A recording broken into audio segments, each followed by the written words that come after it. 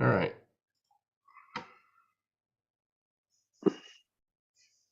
We are live according to YouTube. So welcome to Worldwide Slot Car Chat 153. I'm your host, Greg Gabb. The gang's all here. We got John and John and John and all the other Johns.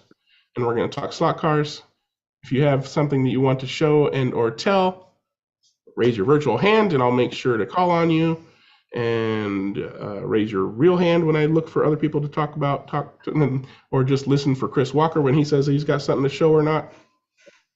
John Kit has his hand up. Go ahead, John. Wow, I didn't realize I was the first one. Hello, everybody. How's everybody doing? Good. This is for Mike because he asks every week. So I just thought I'd show that, yes, the body is pretty much done for the RSK. So here we go. It has tail lights and a grille. All right. Looks good. There we go. The interior Good job, is done. Well, thank you. And the steering wheel's done. Various types of windscreens. And the only thing I do have to do is I just have to fettle the actual headlights. The headlight lenses are done, gas cap. So yeah, it's come along quite nicely. And I think it's going to turn out quite well. Good. There we go. When do you expect to ship? Wow. Yeah, that's well, it's funny because I'm juggling like 6 things at the same time. I'm not going to commit to anything. And I also have Well, you knew that would be my next question. Oh, I know. But that's okay. I will announce it. Don't worry. And I didn't want to say this to Club Corner because it's not really a Club Corner. But I have to say thank you to all you folks and especially Chris, because for our track we've been using these wonderful now vintage controllers, these Parma controllers, the rheostat types. And I don't know if you've watched any of my videos, but you can actually hear them. They actually talk, which is kind of nice. We don't want them to talk, but they kind of do. And we were looking for something for better control.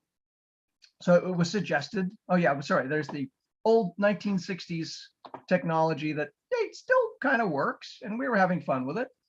So after our post broadcast discussion, we talked about controllers. So while we were talking, I ordered these 2 Professor Motor controllers, and these are the ones, Chris, that you had suggested. And my goodness, they're really well made, very, very well made. And the difference, I mean, I knew there would be a difference, but the difference was kind of like going from driving a race car in snow boots to proper racing shoes.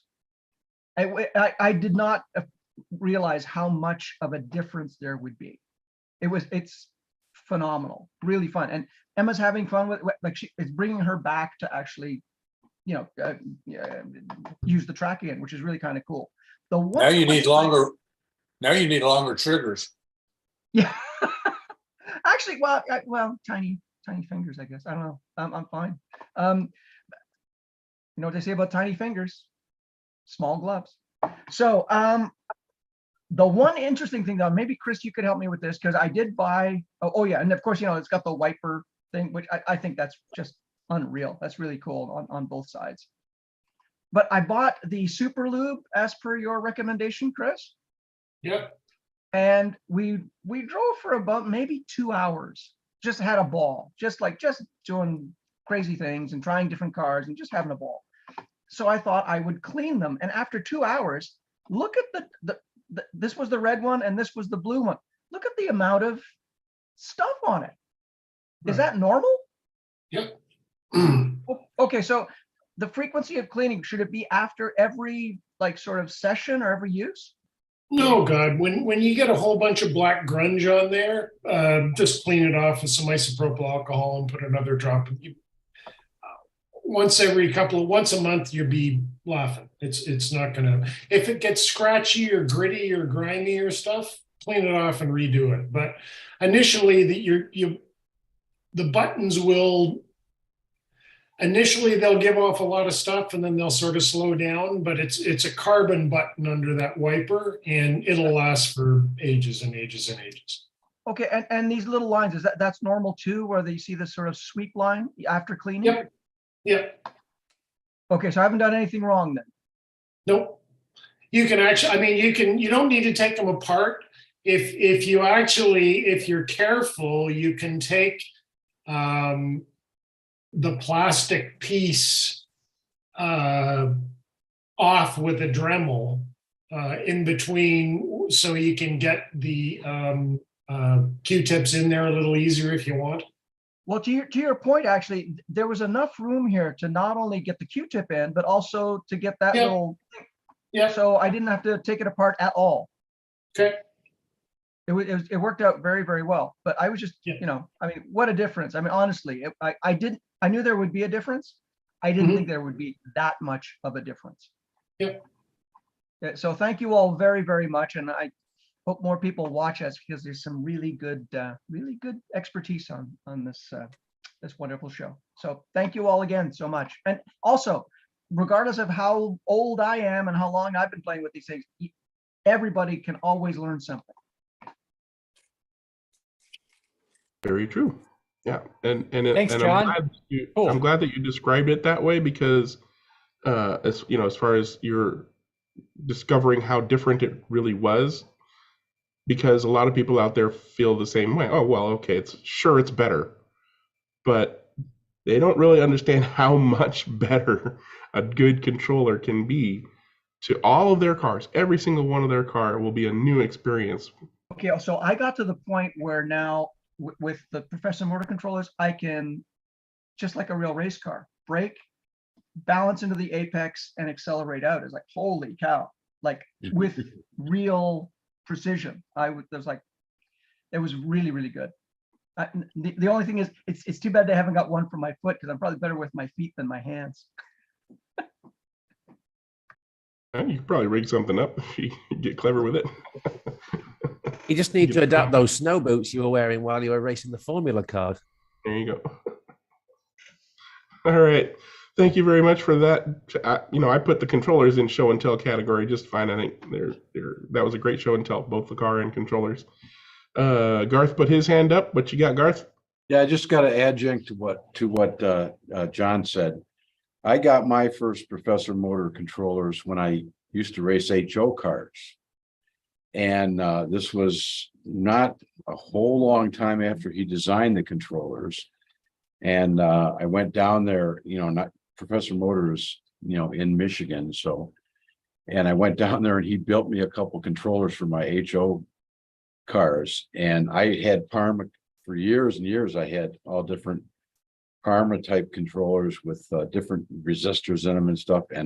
And oh my God, when I switched to Professor Motor, it was like the single most effective difference in slot racing forever at the time. And that was a really good long time ago. And so I experienced the same thing that John just did as well. So, Well, as my daughter said, welcome to the 21st century. All right, thanks for that, Garth. And somebody on YouTube asked, hello, I'm looking for a windshield for that Porsche that John just showed. Any suggestions? So hopefully you're gonna wait a bit. Yeah. Give me some time. Give me some time. Does anybody know of any? I mean, is that a car that somebody could have already? They're looking for a windshield for?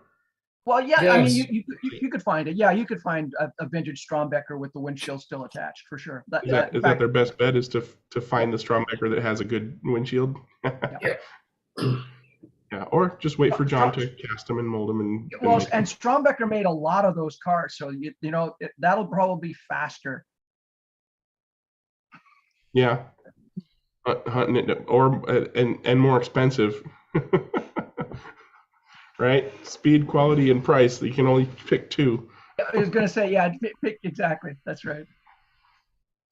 All right. Well, good luck to them. And next up is Mr. Crawley. Go ahead, John. Well, you're keeping up with the theme of controllers. I had moved over from wire controllers to these new Frankenslot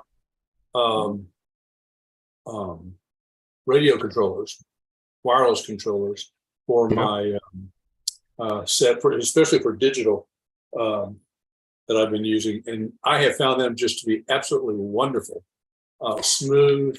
They have the long trigger on them, and I'm kind of like you, John. I really feel like I'm in control of the car now. There's no sudden jerks and everything, and you can take corners very smoothly. Braking is much more controlled. So if you have a Carrera set and you want to go digital, they have the wired digital and they're okay. They have plungers, but they also have pistol grip ones as well. But these Frankenslots, which are wireless, they have a dongle on the unit, are quite incredible, and they're a little expensive, but they really make the racing action a lot of fun. Is there any lag at all, John, being wireless? I have not found any lag at all. In fact, if anything, it's more responsive than the wire for some reason. It's they're just really smooth. Have you messed around with some of the fancy programming that it can do? Oh yeah, the braking is incredible, and there's another thing that it does is like you have launch control, and so you can have, depending on where you're going and how you're running, you can have instant launch control, which is a little dangerous on my track because I have a short chute before the first turn. So I have kind of built in a controlled launch. What happens is you squeeze it a little and you start going, then you give it the gas, where a lot of times you pop it real hard. If you pop it real hard with the launch control, it's still going to do the same thing, and then it takes off. And once it's at full blast, then you have full control over it. But if you come back to a zero stop, then it takes it back into launch control mode. Okay. Very cool. I have one, but I haven't had the time to play with those features. You'll like it. It's a lot of fun. Yeah. And you can go sit on the backside of the room and run your cars and go like, I need a more expensive ticket to sit close. These cheap seats suck. Really. And for those out there who are wondering about more inexpensive controllers, the Digital Racing Solutions Ramjet X is a fantastic wired controller. Yes. TrueSpeed make a great wired controller for Carrera Digital. That's trigger controller. I had the Ramjet and I really like them, but these were even better because I have seats in my room up here on kind of a stage, and you can sit up there and run your cars and be looking down on the whole track, which is kind of a unique situation to run your cars in. Yeah, like a podium. Yeah, exactly. It's like being on the podium for RC driving. Don't you find, John, that you can go marshal your car without fear of having to put your controller down? Yeah, That's another nice, yes. If something happens, you just go to it and do it. I can't tell you how many times I've unplugged myself from the control rack, pulling the wire out. But, it's very simple, and it's these were not a lot more expensive than the other controllers, but they are a little bit more. But I think the value is there. Yeah. All right. Thank you, Mr. Crawley. And Big Den, you got your hand up. Go for it. Good Wednesday or Thursday, depending on where you are in the world. I've just got to do a share here.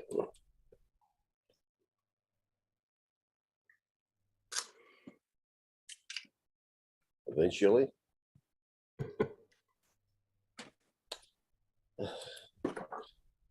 Right, share screen.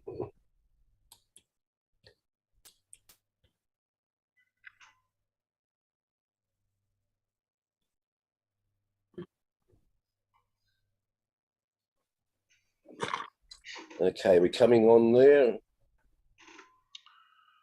Coming in. There we go. Green and white car. Okay, Doug, it's at my new slotted Group C car. I've christened it the Flying Spreadsheet because it says Excel, and it's green and white, so the colours are right. I just like the look of this from the time I saw the pictures of it, and to help fund it, I actually sold my winning car from our last event at our northern club up here. Just a couple of features on it that I noticed. If I can get my notes here.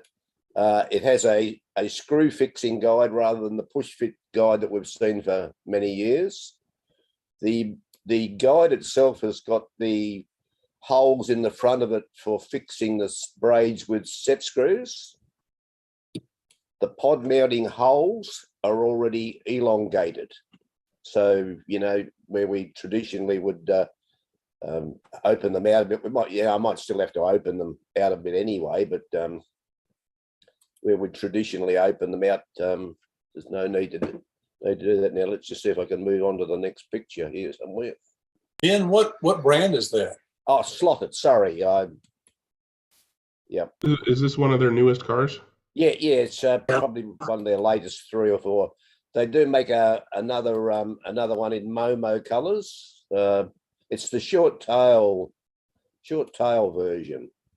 That's a better photo and a better look at it there. Back view, bit of a look at the chassis. You can see it's got the diffuser and all built in there.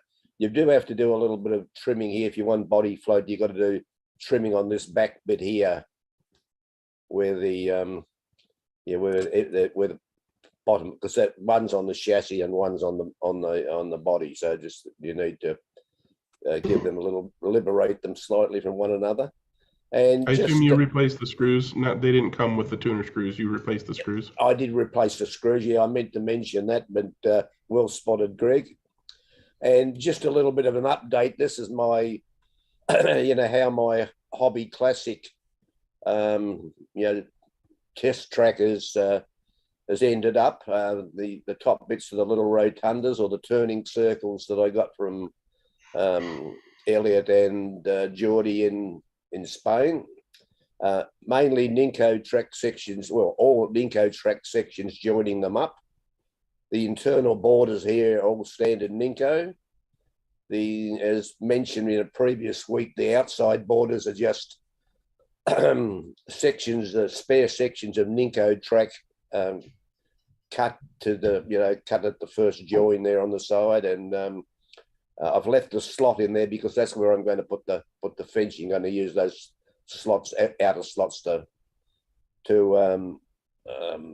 just help position the fences, which will be again bits and pieces of Ninco track sections that I've cut out of the middle of the ones I've used to make the borders. I think that's all for the pictures. Just catching up on my homework. When I originally got this and reported on it, someone asked whether it was magnetic braid. I can report that it isn't magnetic braid on the Hobby Classic rotundas, whatever you want to call them. And it's quite as the car goes around that part of the slot, because it is quite tight, there's a definite whir as the guide makes contact with the 3D printed material. I've got the gear mesh too loose, the side play, too much side play on the car, but it's not that. It's just the sound of the guide meeting the 3D printed material on the slot. Yeah, so that's. I like that those ends. I just think that is the coolest little hack to any track. It's just neat. Really cool use of it. Yeah, as I mentioned earlier, Bill, a couple of weeks ago, is that to try and get the original, the inspiration for that was the old Scalextric hill climb dragster turns from back in the 60s, and there have been solutions for as Greg mentioned too a couple of weeks ago, where you can cut up Ninco sections or Scalextric Sport and fabricate your own. But I just think for these days over here, the price of a tank of gas, basically it works out to that. I've got something and it all works, and I haven't quite worn it out yet. I've got the power supply is converted PC power supply done by my friendly engineer Phil in Hobart. So thanks to him for that. And hopefully I'll catch up with him next week. So that'll do me for the day on the show and tell. Greg, can I add something on what Big Dan has been saying? Of course, go ahead. So just sharing if I manage. Yeah, so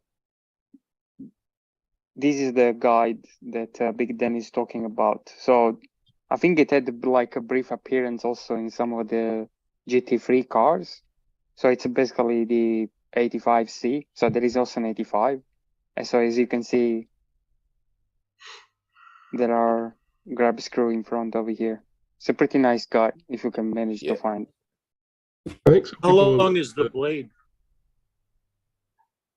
I don't know how long is it, but it's very good for Scalatrix. Yeah, about that long.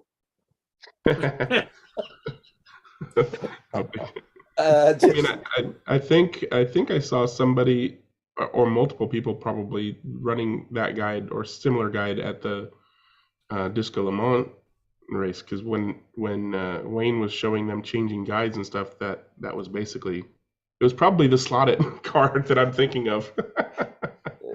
Yeah, could be Yes, the it case. was. Yeah.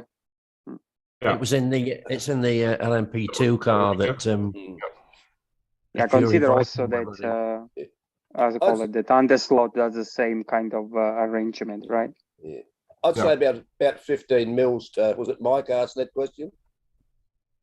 Yeah. Yeah, looks to be around there. Just eyeballing at about 15 mils, I'd say, maybe a little longer. Okay, I'll let go. The Dewan's probably got a lot of excitement because he was down. I saw him down at Electric Dreams the other day. So All right, your turn, Dewan. Go ahead.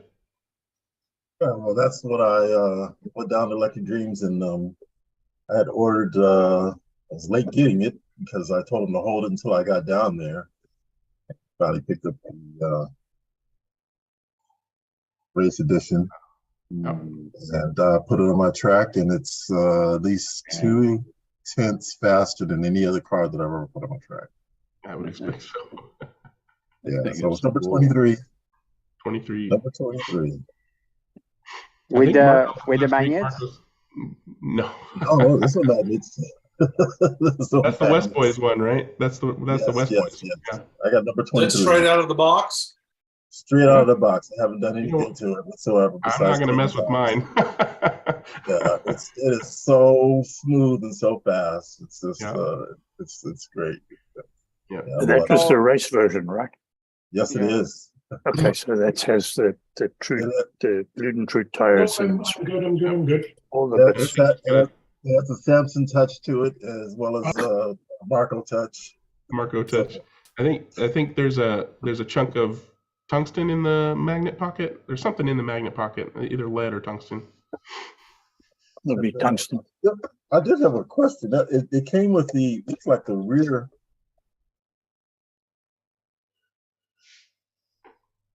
That's the rear, can you see that? Oh boy, it's kind of tough to see it, but Oh yeah, the screen. Oh, yeah, the is screen. Yeah. is that just normally just off from the rear of the car? Or I'm just trying to figure out. I'm not sure whether they were. I would think that when NSR did the painting of those cars, that they didn't glue the rear screen on, because everybody that I've spoken to has got one that's loose. Yeah. Okay, I was just curious about. Yeah. Okay. You glue it in if you want. What's the story with this car? The story was the following: that there were 100 cars made with that particular upgrade modern style Golf livery of the light blue, orange, and black. One of our customers did the original one like that, and Marco loved it so much, he got NSR to do a limited run of the bodies for us. And we sold, I think, 70 of them, just like that, stock car with that body. And then 30 cars were modified to the same effective specification that was used by the winners of the NSR endurance race at Christmas last year, which meant that they got smaller rear tires, glued and true. They had a change of gear ratio, different guide, hard chassis, a couple of other little bits and pieces. And so you could buy one or the other or both if you had the money. They weren't. They were. They were. The increased cost was not insignificant. What is the body style of that? It's a GT4, a Ford GT40. That's a GT40. Last year's endurance race at Christmas was NSR GT40s only across the board. So that was a plain GT40, not the Mark II version, as I recall. And it was done up in those colors, and then we sold them off. All right. Thanks for showing that, Dewan. Do you have anything else? Not to Club Corner.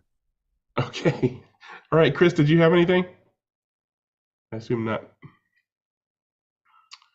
All right. Well, I guess we're going to go ahead and go to Club Corner, and I'm hoping to hear some things from Wayne and maybe Mr. Underwood and anybody else who was at the Oxygen event. So we'll give them the floor first, and hopefully have some time for other people at the end. So I don't know what you guys want to talk about it at all? Or, I mean, Wayne took a whole bunch of really great videos, so He did. I guess maybe I'm going to let John. I'm interested to hear what John I was has going to to let you say. go first, Wayne. All right, I'm going to put John on the fire. Wayne, you're better at talking than me, so crack on, mate. Well, I saw John crash. I crashed loads of times, mate. Everyone did. No, listen. But you were caught on video, John. It was a really bad He crash. was actually, wasn't he? Unfortunately, Gio, he was. It was caught on video. We've got one of the race winners from the race winning team, and it's John. And I want to hear. Well, I actually want to hear John tell his story of how the Rockingham team's event went. It clearly went well, but if you could expand on that, tell us more. Well, it went well because we've had a few years practice at it, haven't we, really? As I say, as a team, Rockingham, we've done it for 5-6 years. We ran more from sort of, originally it was Exiles, East Coast Exiles. Matt joined. Rory had a bit of ill health, so that formed into Rockingham, so it was about 6 years ago. So we've done it 6 times. Never won it. We've led it a couple of times, I think. But then always had a mechanical of some description. So we've raced all the different classes. Initially went LMP2, and quite good at that. We won that 3 times back to back and got a couple of, well, at least one overall 3rd position. So we were happy with that one when we did that. Opted for the GT last year. We're running 2nd, 3rd for a bit.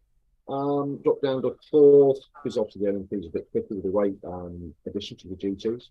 But still more than happy with the GT win because we basically won all of them. Because we got beaten by the Ford GT, we won with the Toyota TS30. We'd won the LMP1 class. So we had a few LMP2s. We had LMP1 and we thought GT. So we thought, right, well, we better do it overall. So we had a bit of a rethink over what we've done over previous years. LMP1's got the classes to do, so we did that. We decided last year basically to run the Lola with a different chassis under it. So we opted for the CAT chassis, so that's KAT. We've used, John and I have used one for a couple of years, obviously in the national series and the other digital events we have, 6 hours, etc., fairly successfully. So as I say to Matt and the others, Keith and Adam, John, let's go down that route. We've proven it in 6 hours. All you've got to do is try and keep it together for 4 times that length, which we've always suffered. Everyone suffered. Everyone was in the pits at some stage. Unfortunately, some had it's an endurance race. Things break down. So we decided, well, John's the best builder for plastic, so he can build it. We knew the setup we were going pretty much as we had in the Toyotas. So we got a couple of bodies just after around about Christmas time. John already did all the bits with the chassis, the wheels, and all the bits and bobs. So John built the chassis. Adam built painted up the bodies and the light kits. They were married together. So obviously John built the chassis, he forwarded them up to Adam so he could sit the bodies on them. About 3-4 weeks ago. John had done a bit of testing at Stanborough. They had a 4-hour Group C race on the digital track. So option 3 practice, John just ran the car zone. And then again, quite recently they had a test day down at Stanborough. John didn't go, but you know, he could have gone. He was happy, so we just thought, well, we'll marry them together, we'll turn up and see what happens. So we turned up obviously on the Friday with everyone else, cracked on, and the car was sort of on pace. Got to I think we were slightly faster in free practice, got to qualifying, obviously you have to put motor in the car from what you had in your practice. Wasn't quite as we hoped. It was just under 20k. It was 19.6, I think we revved it at. So pop that in qualifying. We got joint second. The Belgians were second. We were third, and Gary did a stunner and got the pole. Well done to Gary. So we started the race. He's not in tonight, Mr. Wilkinson, is he? You may or may not notice that I started in third, but as we came round, I think I snipped into fifth or something like that. Unfortunately, Alan tapped me out in the first lap, but you know, these things happen. It's sort of, still got 24 hours to do, so you know, just put in a stop, get on with it. Yeah, the first and second place cars that led at the end of lap 1 both crashed in Indianapolis turn on lap 2. Yeah. Completely in the same place, within a second of one another, and neither of them touched the other. One crashed, I think the other one had a sympathy crash. Yeah, as I say. So lucky enough by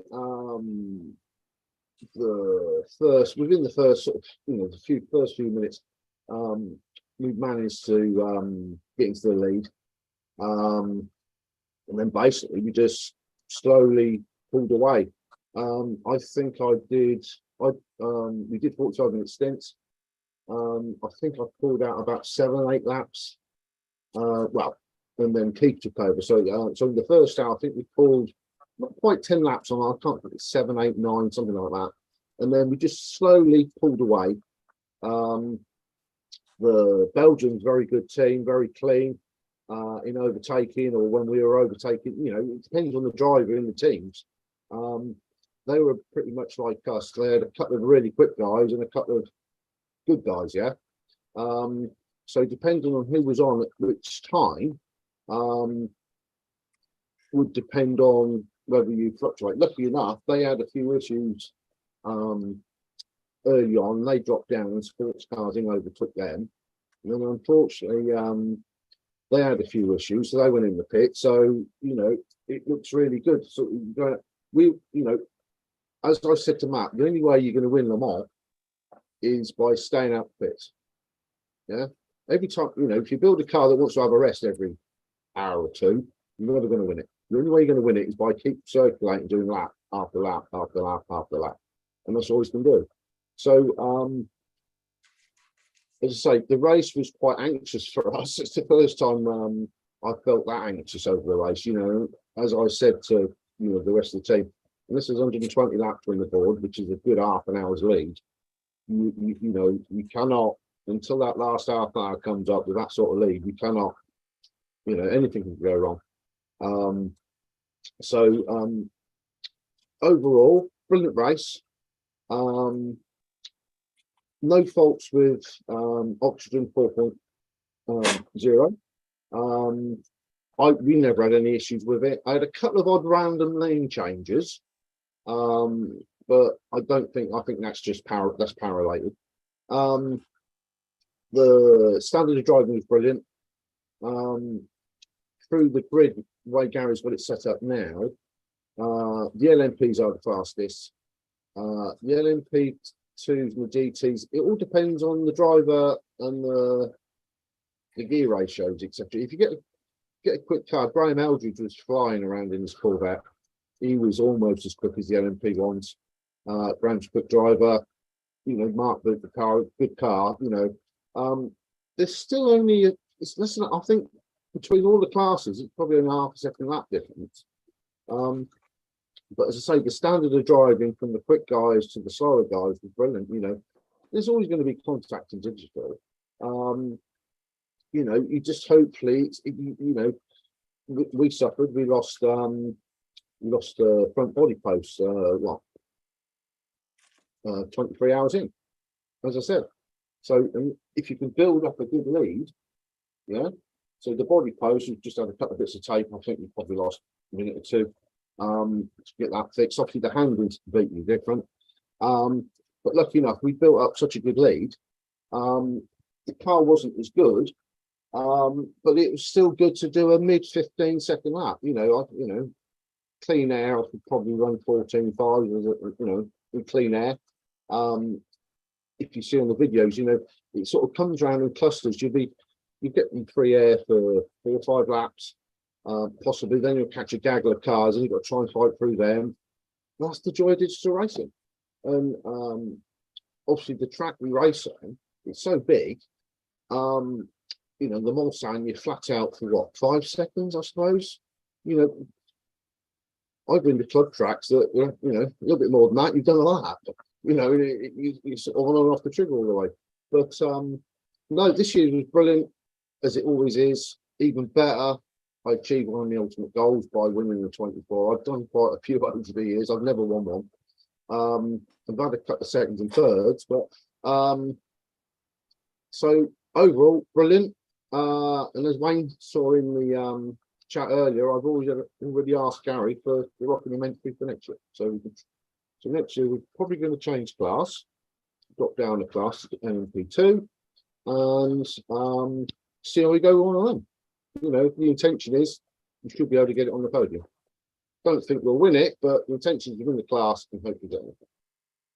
Well, we all congratulate you. It's an excellent performance. It's going to be hard to beat, to be quite honest. Thank you. It was a fantastic race. It was the closest 24-hour Le Mans race I've ever witnessed, but I've not been to all of them. 12 teams, so the atmosphere was a little quieter than when we've got 16 teams. I mean, we were about 20 bodies down in the room, but that did lend to a situation where lots of teams could just get on with their own lappery, and it was quite a clean race as a result, wasn't it? There was less. Yeah, there was less. The actual, as you said, you've got you know, 20-25% less field. That's, you know, there's 4 cars less to try and navigate around, basically, so it's easy. Yeah, there were very, very few occasions where we ever heard of anybody shouting straight, straight, straight. Don't be careful on the straight. Yeah, there always will be. I had one, Wayne, on the outside, wagged the tail, hit the barrier, and it just flicked me. I was actually in lane 1, and there's a barrier where a power tap is. You know, come out in lane 1 a bit too hot, just sort of wagged the tail a little bit, and I hit the barrier, and it flicked me from that barrier to the other side, so then into the middle of the track. So lucky enough, there was nothing to come along and, you know, take it from behind. Do you know whether your car ever had braids replaced? Yeah, we did a braid change. We don't normally, but we did on this one. Yeah, I have that a was question. interesting. So Sorry? Wayne, did you mention, no, wait, to Wayne or to you, John? So I remember, like, it was one of the last videos of yours. You mentioned that because there were no interruptions, seems that it was going to be one of the highest number of laps race. Do we know if we beat the record? Yes. Yeah. So how much? With do we know as well? 5,255 laps, with an average lap speed of 16.44 seconds. Yeah. Okay, thank Yeah, you. I always look at the 24-hour I'm average sad, and I say, know, sorry. if you can drive a 16.5 and just do Yeah. nothing else, then Yeah. you're going to win. And now, Yeah. you know, We had a couple of it- issues. You know, we probably lost 15, 20 minutes. But truth there is, you was have one- to do laps You know, nearly a if second a someone's lap got a live faster than video and that wants to because watch you're always going to have. record our pit times, you crack on. Yeah, but there was a one point, Lucky John, you one. had like an 88 or almost 90 lap lead or something. Was that right? We got up to 92. I'm fairly sure I saw a 98 lap lead, but I can only confirm a 92 lap lead because obviously it's done every hour. But in the group, race control, Wayne, various people were popping an hourly update, and the highest one I've seen was a 92 lap lead. But as I say, ended up finishing 30 laps behind us. So anything can happen. It's a 24-hour race, I think it was when that you get front into body those last post. few hours, Yeah. it starts. It's quite funny. When I first started, I was quite nervous. Yeah. Everyone gets it. Normally, I'm as calm as a cucumber. The pillars of cucumber.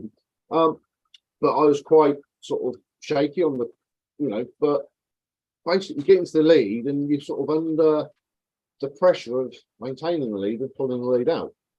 So you sort of, but at the end, I was fine because I thought, well, I've got this lead. All I've got to do is try and stay in, which, as you know, is easy as ever done. Yeah, as I say, Well, I tell you, I enjoyed Wayne's coverage the most. It I'll was. tell you what, it was Wayne. Yeah, I done, think I Wayne. watched a few earlier, and I watched a few. I watched 2 over the weekend, and they were just sort of little snippet, and I sort of, there was people, and I just, I watched a few earlier on today, but I tell you what, they're absolutely flipping brilliant, mate. Yeah, well, I wasn't kidding with my comments. You're like the Murray Walker of slot cars. No, Wayne, you could do that as a job, mate. Yeah, for sure. If you want Now, the a only- career change, mate, you're obviously not going to make money out of doing it with slot racing, but Yeah, it was like the Wild World of Sports with Jim McKay when it was Wayne. Yeah, very I have a cool. question. Yeah, I got a you know- question for you guys that run these things. You got 12 drivers, right? And you need to change over to are the drivers standing on a podium of some sort? yes. Yes. And how do you decide who stands at what position on that podium? So you That's haven't all- not ahead, watched John. the Through you haven't qualifying. not watched the videos, Dennis. No, I He's haven't. not, he's not watched the It- videos. It was explained. Well, go ahead, Oh. Wayne. Oh, okay. Then if it's explained on a video, I'll go watch a video. No. The answer, Dennis, is that qualifying determines where you stand on. You get rostrum position choice from Oh, pole, okay. gets the first choice, down to last get and it. gets last choice. All right. But there Cool. are there more than 16 positions on the rostrum, or are there only 16? I think we find there's at least 17. Yeah. Nice Because stuff. the event is set up for a maximum of 16, there is always at least 16 on the podium. So there's plenty of choice the for reason 12. behind that is health and safety, unfortunately. So I'm led to believe from Gary. There's a limit of the amount of bodies that can physically be in that room at any one stage. Unfortunately, that's the world we now currently live in. you Yeah. know. So that's why you limit it to 16. The system, as you know, can run up to 20. Okay. But there's Thanks. 17, so the Alex drove the pace car. How do I get the concession for Adderall for the next race? I presume that's the caffeine tablet, is it? It's the ADHD stuff that increases concentration. Oh, I think that's Ritalin in it over here. I don't know. Oh, maybe it's the same Hey, stuff. coffee for me. Anyways, like people were saying, Wayne did a fantastic job on the hourly, pretty much, videos, and then Are they on YouTube?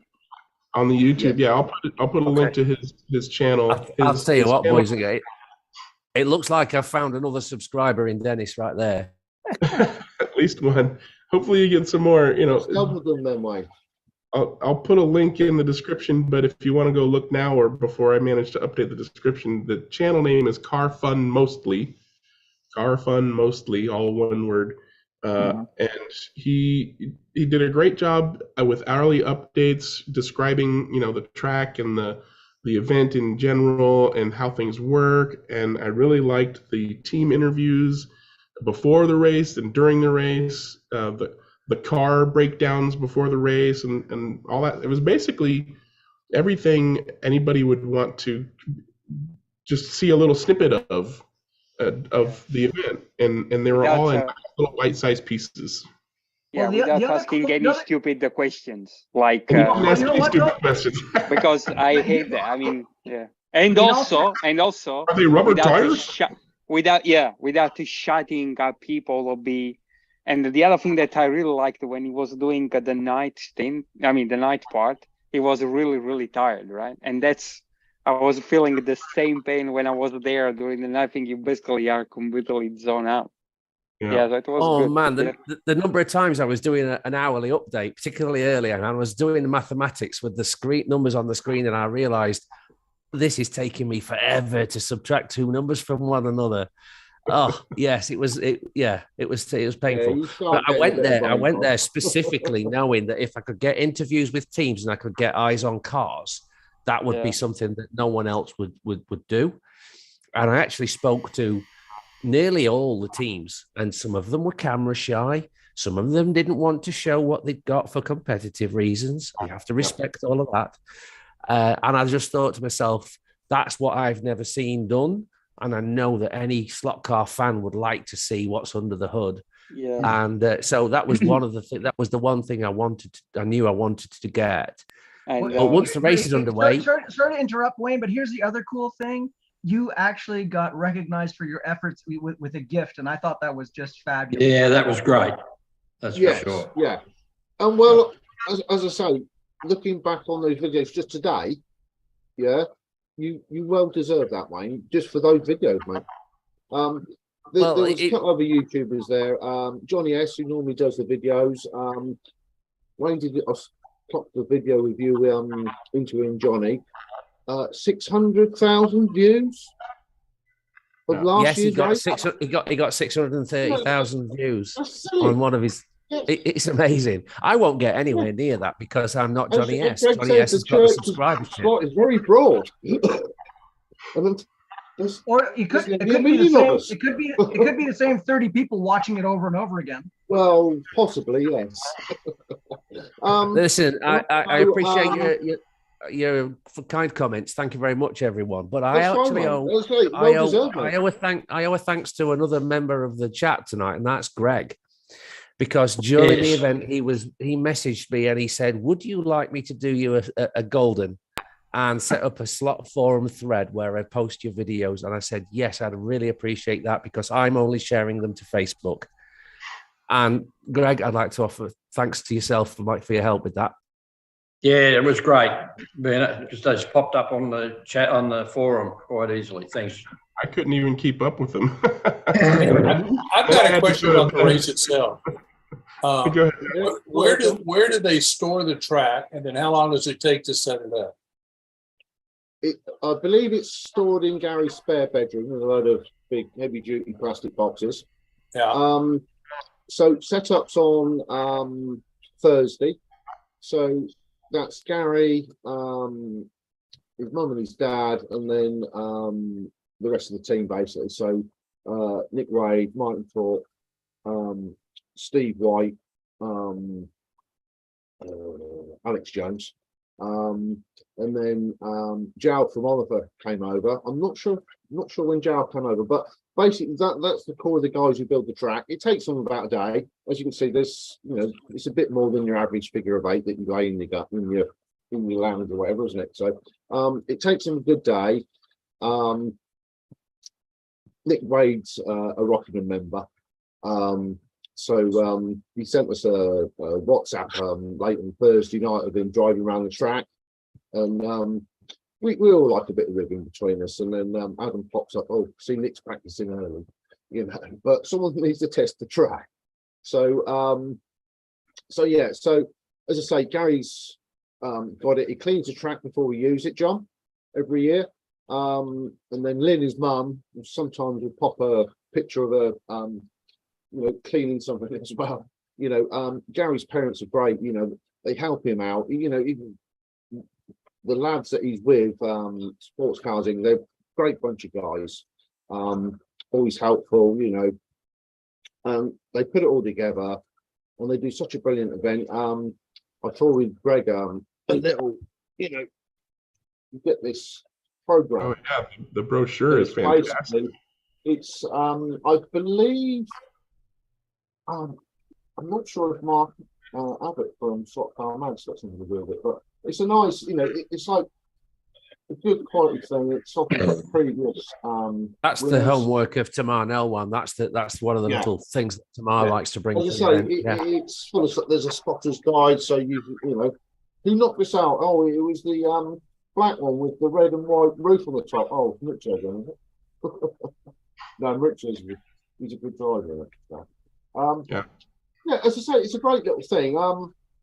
Lucky enough, I've got 10 of them. And he has the scoring system as well.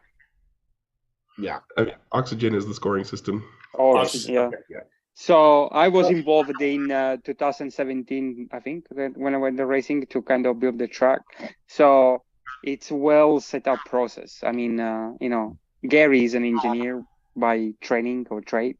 So everything, each corner is kind of a scheme how it should be put together.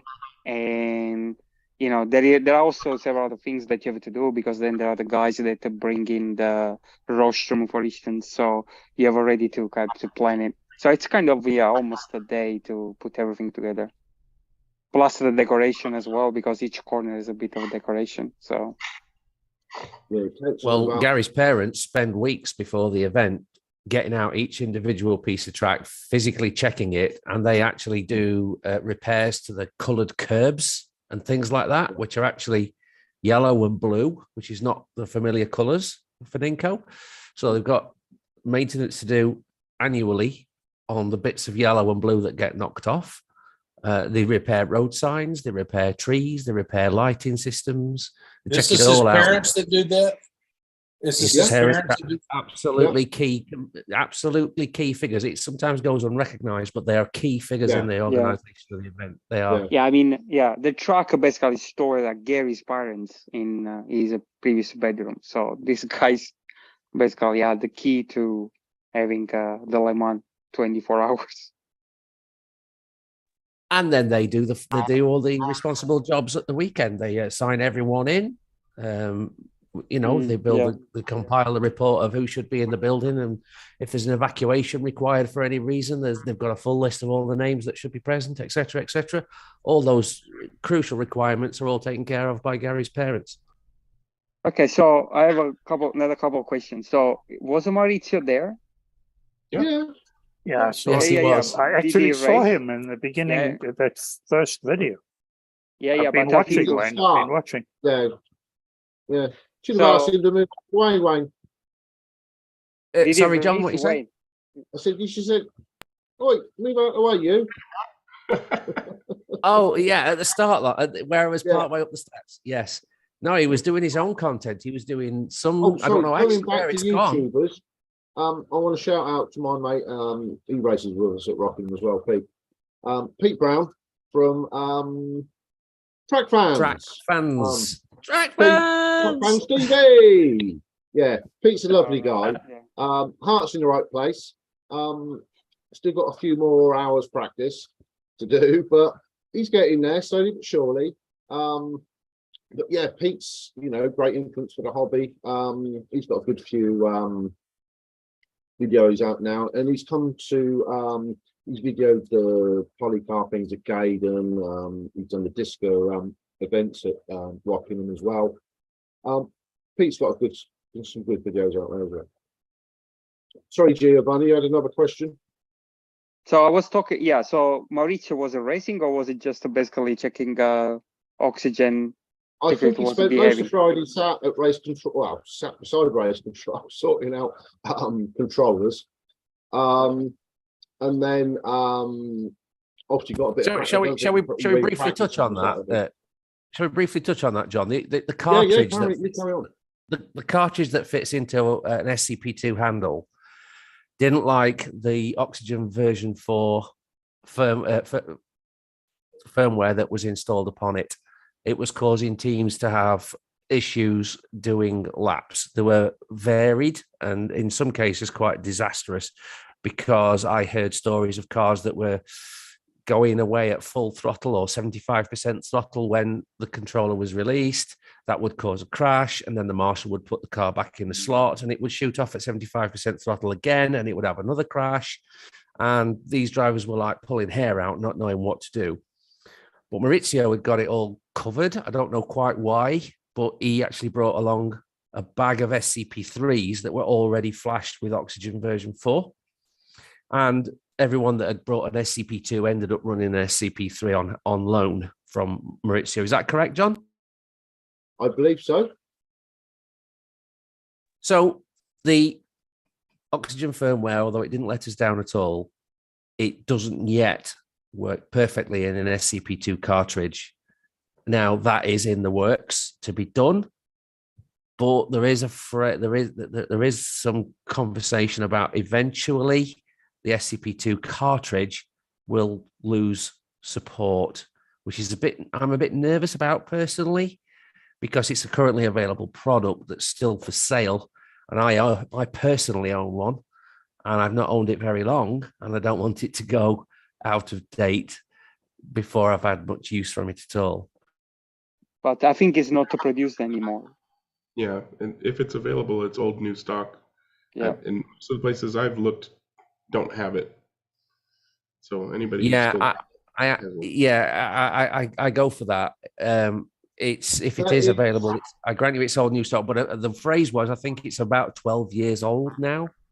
Yeah. And it's not as easy to update as the modern stuff. And eventually support for it will have to stop. That's not But there you completely go. true. I mean, I still prefer the bootloader than the app. I mean, the app is nice that you can easily connect, but I mean, at the moment, I think the app needs a very good re-engineering because it's unstable, to say the best. This sounds to me like the early days of CDs, when we were moving from vinyl to CDs and CD players. You did not want to have the first version of anything. You wanted to wait and wait and wait until they got all the bugs sorted out. Yeah, I'm still waiting. I haven't got my CDs. That's what new technology, isn't it? You know. Yeah. Hey, needless to say, whatever the circumstances and difficulties that were experienced, it was the next step forward. It proved the Oxygen 4.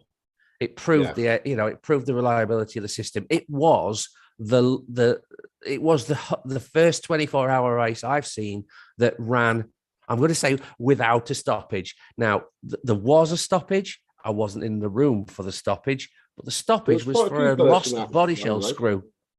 Sorry, John? I said there was quite a few firsts in that race, Wayne. I said Wayne race, I think, before. First time no one's blown a chip, I believe. That's intriguing. Yes. Yeah.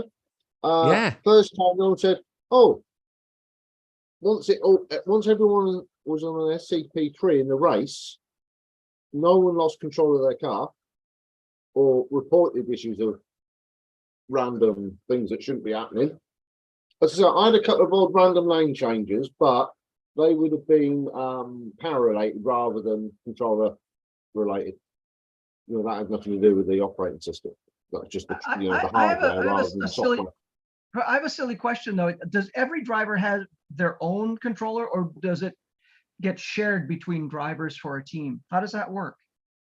Most just use the same controller. You can clone a controller, John. We had one already cloned. So if you had a problem with a controller, such as it fell off the rostrum and smashed, because obviously the rostrum's 4 foot off the floor, Wayne? Yeah, you're standing at 4 foot from the floor, aren't you? So you're about 10 foot high. So obviously it's on a power loop, so everyone gets 9 to 12 volts. Well, I think it's 12 volts on that as well. But if it does fall off the end of the rostrum, it could disconnect. Obviously, the jack plugs could pull out and then smash on the floor. So we did have a spare clone controller. It's something that can happen. You've got to cover all bases, haven't you? Yeah, but with unplugging, plugging in the controller, I mean, it could be done even if it's cloned. But I think, yeah, the main issue would be that you might lose laps, right? Because when the controller, so the controller basically maintains some informations like laps, some information that can be relayed. Yeah. So when you unplug, basically for the system, it's like you are resetting that ID. So when you plug back, it's like a new unit, even if you are having the same MAC address and IDs, it's like something new. So you might lose information, and for sure, I think you are gonna lose one lap. But I mean, in 24 hours, it's not a big deal. But that's what, something to take into account. It is a big deal. You hand over the controller from driver to driver, and that lap has lost almost 4 seconds, guaranteed, maybe 6. Just because you had to take time to get to the pit lane, and the new driver comes out of the pit lane and is in a non-favored lane, and then he makes his way to his favored lane, and lo and behold, the laps start, and then the driver's got to resume finding his rhythm. That's not unlike real racing. Absolutely, I said that's not unlike real racing. Yeah, that's absolutely the whole true. point. That's true, John. That's the whole point, right? I mean, it's not. So yeah. And that's use I think the same settings, I believe. The way we had the controller set up, I think normally Keith and Matt will probably back the brakes off a little bit, but they tended to run full this time. We weren't quite on full. I think we were running about 9, so not quite full. But and then the other knobs were basically all at the same thing. And it was just a question of you get under the controller, have a quick look, and then you just drive out the pits. Make sure it's clear, drive out the pits, and go for it. So I want to piggyback John Kidd's question. Do all 16 teams use the same kind of controller? Yes. Yes, absolutely. Okay. Yeah, there's currently the only controllers that are oxygen compatible is the SCP. Oh, okay. That's about it. 2 and 3. Got it. And then you could have an ARC controller, but that's got no settings at all, so nobody would actually use that in competition. But yeah, we should try an ARC controller for the 24 hours. I mean, I think it will destroy. I think it will last 24 hours. When that firmware for the ARC controller first came out, Maurizio had come by for some race that happened at Allen's, and I went over and to participate in that one. It was a short race, and we were controlling an oxygen chipped car with, actually no, I think it might have been the CRI with the ARC controller. So the ARC controller had oxygen, and basically it was like a litmus test of the ARC controller. But no, I would not want to do a 24 hours with that controller. Nope. Not that I would do 24 hours at all, but anyways. Any other questions for the 24-hour people before we move on? No, the videos look great. Videos look great. I still have one. I have one for the winning team. Do you know how many pairs of tires you actually got through during the race, John? Yes. Are you willing to share? 3 sets. That's 8 hours per pair. That's fantastic. You finished on your third set. The first set did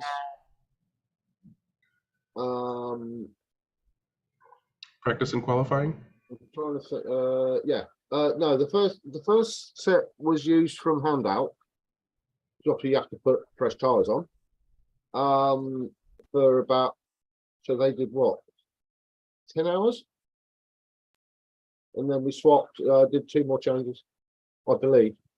I didn't do it, John. I think John, the others did it. So it seems to make sense that you would put a new pair on and then go through the dark, and then probably put a new pair on Sunday morning to get to the end. Is that approximately what you did? Something, I think it was sort of 9, 8, 9-ish that we changed the tires. Maybe a little bit later. No, I did the first. Yeah, it was as the lights were changing. So what? 9:30. Yeah, people may not know, but they Whatever. actually turn off the lights in the room in 3 stages. It's first third, middle third, last third, and then dawn is the reverse process. I And like they that. they actually do it in the correct direction across the track, Yeah. according to how it would be in reality.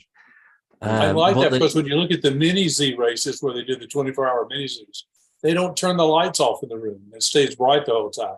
And I think that's what makes this so interesting. Is like it's different driving at night than it is in day. And you've got the depth perception, the speed, the corners come at you differently. I'll tell you what, that in the night, if you look at my long silent night video, it's about 14 minutes. I'm completely silent. I don't speak. You'll find that the ambience in the room is entirely different to what it is in the day. And the level of the driving standard has just gone up. Nobody is crashing. If you watch my video, you'll see a marshal in action in the first 1 minute, 1 or 2 minutes. And then I move the camera and I start it again. And I start it somewhere else. And I start it somewhere else. And I think, I'm not certain, but I think you don't see another marshal throughout the video. And it wasn't done by design. I can't confirm whether a car's going to come off when I'm shooting the Mulsanne corner at the end of the main straight.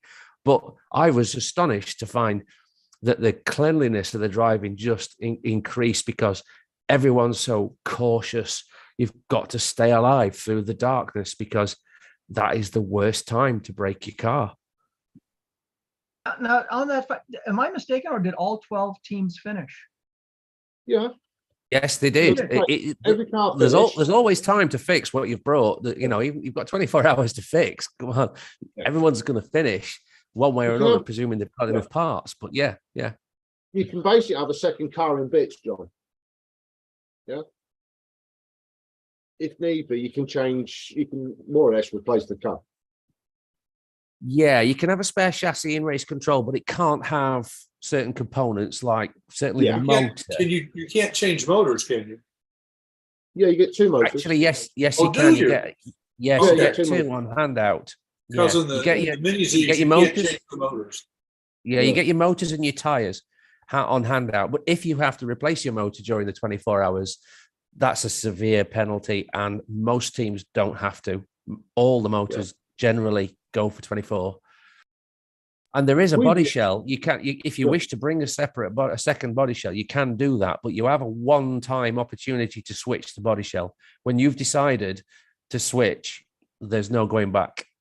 Yeah. I think only Gary swapped, didn't he? Sports Carsing, they changed their body because I think they lost the lights. So do you have to notify someone? The other one went. Do you have to notify someone you're going to switch? Well, they're in race control. They're kept in Parc Fermé in race control. So once it's an exchange basis, and once you exchanged your broken body shell for your good one, the broken one goes kind of in the box or under the table, and it's not accessible to you. Gotcha. But one team did it. One team did it because they'd lost their rear wing, and you have to run your rear wing. And because it was dark and they couldn't find their rear wing, the best solution for them was just to swap the body. And I caught that on one of my videos, luckily. Well, they should have had a couple of spare wings. It was Chris with the Great Bar car, wasn't it? I was quite impressed with them. They've got the speed in that LMP1. They ran in line, didn't they? Yes, they ran an MX-16's S-Can motor inline configuration, the same way that they did last year. Yeah. Do you know what gearing he's running or not? Off the top of my head, no, I don't. But they ran a very, very similar car last year. My brother was actually part of the team. Now, interestingly, both being in different teams during last year's race, we always look out for when we're going to be on the rostrum together. And it never happened. I say it never happened. It didn't happen. It didn't happen. And then in the very last hour of the race, it did. And because my brother's racing against me and he's racing I'm racing against him, that piques our attention, shall we say. And as you know, I do a lot of statistical analysis on the screen grabs that I get from race control during post-race in a spreadsheet. I looked at how many laps my brother had achieved with the LMP2 car, and he had matched myself in the last hour with the LMP2, and I was running GT Le Mans, a saloon, and he actually did with LMP2 the same number of laps as I did, and that number of laps was the highest number of laps that car had done in any 1 hour of the whole race. So Now, that it seems- LMP2 car was really, really on the pace. Now, it seems to me that when you get a team like this put together, you've got to have some availability to practice long sessions. I mean, this isn't like going out and running your weekend club race and then, oh, the 5 of us, let's go race. How do you do that? How do you prepare for a 24 hour?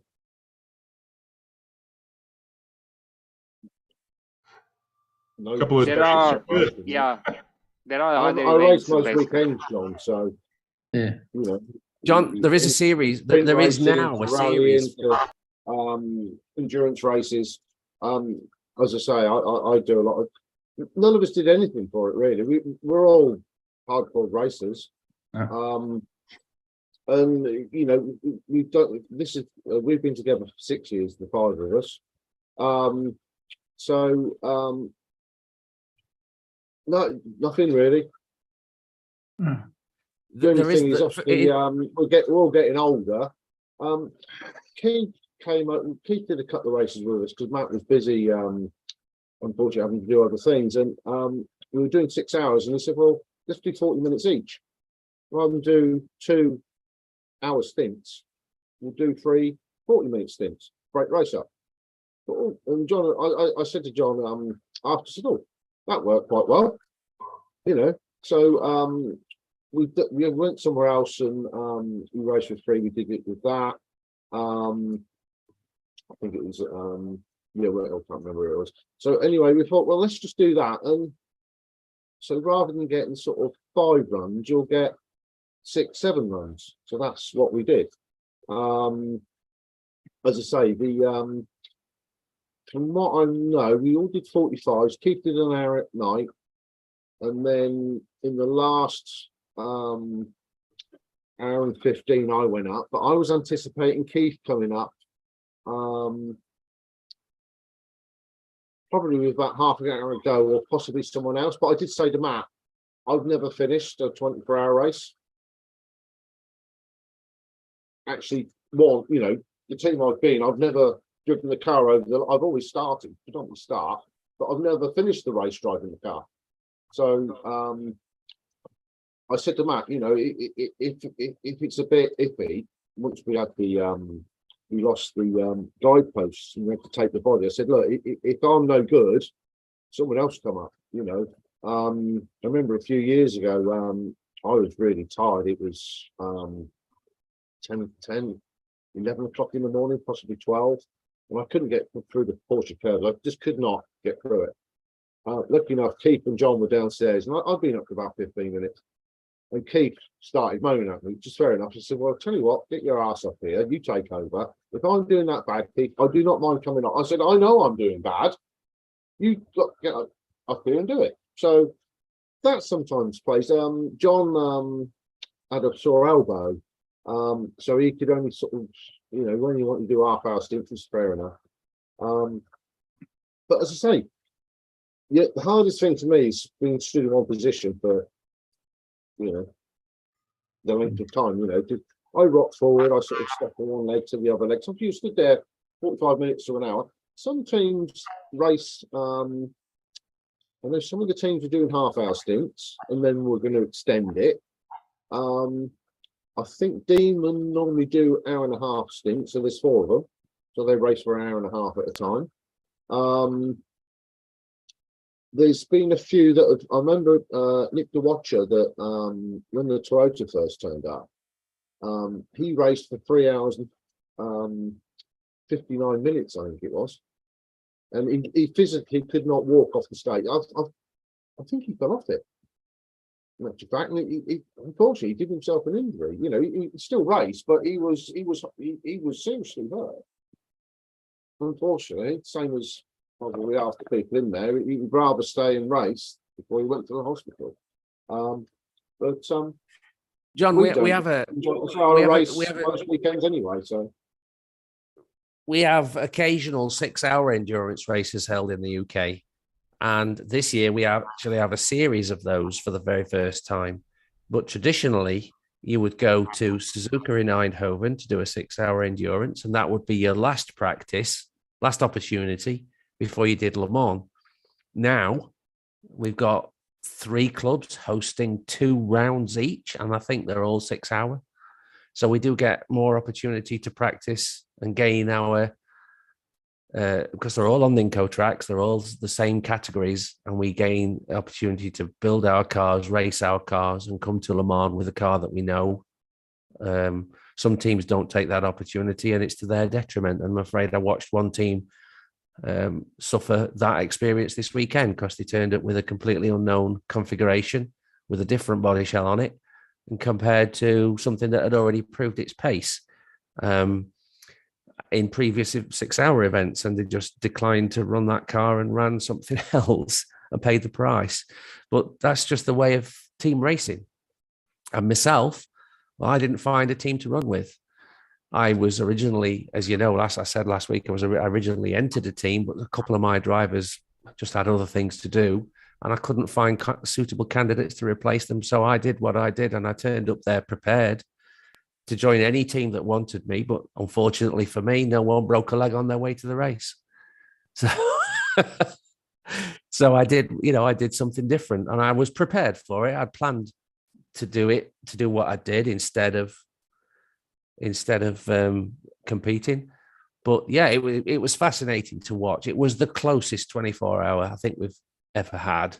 There were at least 2 categories that were still to be won within the last 30 minutes of the race, and that's rare.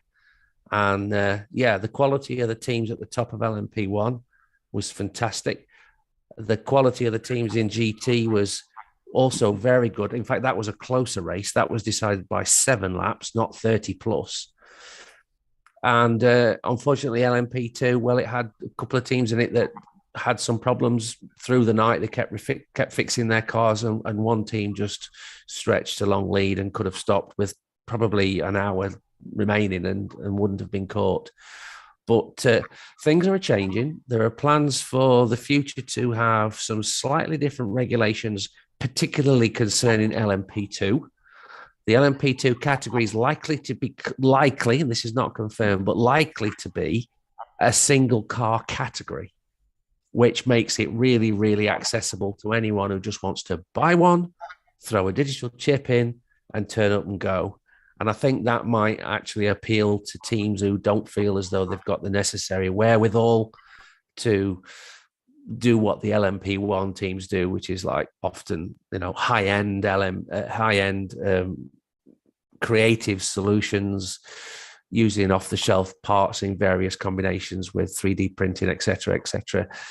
So yeah, I think the future for the event is good. It's just that we need to fill it up. I just think we need that extra 2 teams at least to make it really, really good again. So a couple of questions from YouTube. Speaking of ages and injuries and stuff, does anybody know the age of the youngest driver that was in attendance? And then second question is, are you required to stand, or if you're needing to sit, would they allow you to sit on a stool of some sort? The second question is the easier one. If you have a disability that requires you to be different to standing, then yes, then you're allowed to be.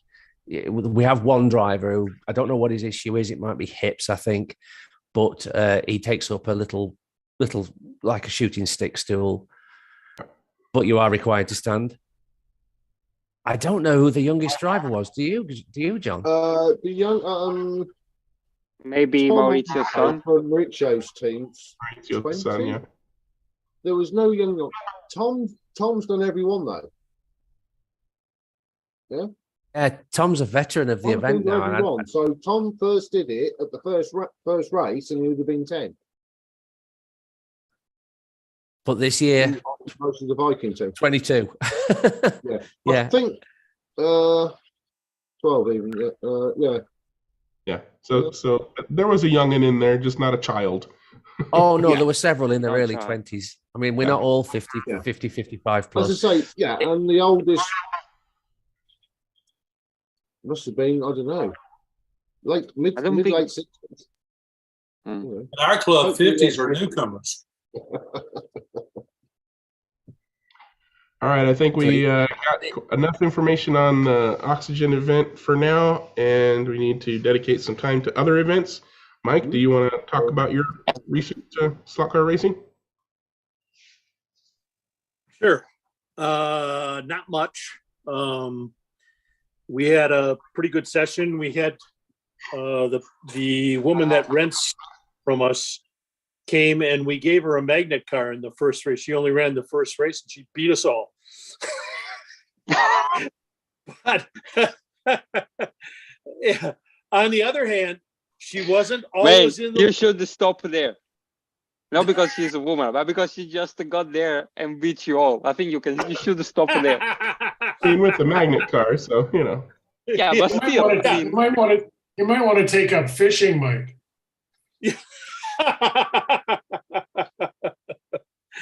She actually improved significantly during the race. And she said, and I heard her utter, she said, I love this car. So it was quite fun. And you know, I chased her down a couple of times, but I couldn't hold it because man, she through the corners, she just had it, of course. I mean, that makes sense. But let me tell you, I tried hard. And she only beat me by 2 laps in 125. So, you know, considering that, I consider that a win. We had classes in that race, mags and non-mags. So it was quite good. I'm hoping that she'll keep up with it and come play with us once in a while.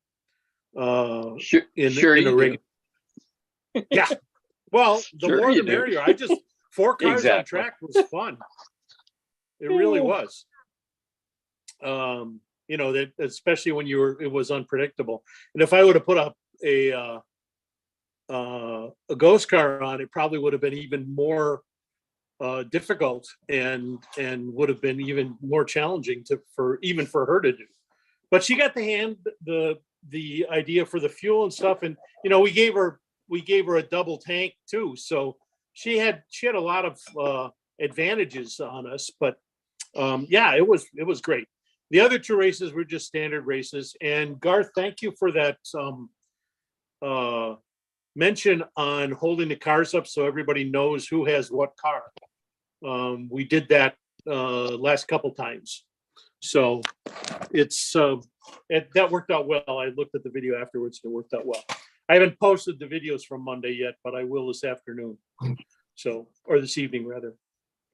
Anyway, that's me. That's it. Oh, well, not really. I did race 124th last night.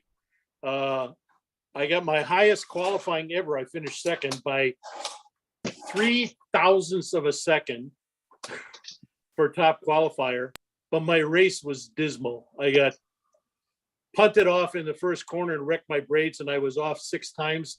And the A main was strong enough that I couldn't get anything after that. So I finished dead last, but it was fun anyway, and I had a good time. So, okay, now that's me. I'm thinking fishing's getting better and better of an idea for you. All right, thanks, Mike. I hate Dewan, go ahead. fishing. I really hate fishing. Noted. Go ahead, Dewan. Okay, well, this past weekend I went down to LA and the Far Out Slot Car Club, and we had 30 racers for a team. You stole my thunder, Dewan. Go ahead. You Well, talk about it. So, yeah, we had for a team race. Frank, you let us know if you stand true now. What was that? Pardon? I said, Frank, Frank has to let us know if you're staying true to this. Yep. Yeah. So, but 30 races showing up for a race in the club, I thought that was just amazing. And, Yep. We're just Went seeing your down to- desktop, by the way, Dewan, just to make sure you don't think you're sharing something. All we see is your desktop. Oh, wow, I chose the wrong one. Wait, how did I do that? Okay, let me do that. Stop sharing. The 30 racers, Dewan. I've been in the Far Out Club for what, 8 years? And that's the most we've had in the 8 years. It was really cool to see that many people show up. Go ahead. Okay, let's see if I can get it this time. Screen 2. Share. Okay. So yeah. Hopefully it shows up there. Okay. So yeah, we ended up with 30 racers, and so we had 6 teams with 5 races per team, and we were ranked where they had the highest or the most skilled racers as the team leaders for the most part, and they just try to even things out from that perspective. And our team we came out the gate. The green lane had the slowest car, but it was still just it was very smooth, and I was the first racer, and I was very proud to have never come out in the 6 minutes that I raced. It was 30-minute races, 30 minutes per lane for each team. So I went all 6 minutes without ever coming out. And again, it's probably has something to do with the fact that it was the slowest car. But of the 6 heats, the first I actually didn't come out in 2 of the 6 heats, which I was again still proud. I did have someone in the 3rd heat take me out, and then I had mistakes after that. Sure. Wasn't me, was it? I couldn't tell. But anyway, I don't think we raced. I don't think we raced at the same time. No, we didn't. Okay. No, we did. The irony was, after the end of 5 heats of the 6, our team was 2 laps in first place, and I was so excited. But I wasn't paying attention. Yeah, I wasn't paying attention to the statistics of the final lane that we had to race in, and I just felt that we had because we came back, I think we were down 8 laps, and we came back and took a 2-lap lead to go into first place going into that last heat, and we were on the red lane, and getting on that lane, I had practiced on the lane, which was no problem. I didn't think it was any problem, but it turned out as at the end analysis that lane was averaging 15 less laps than any other lane for all the teams.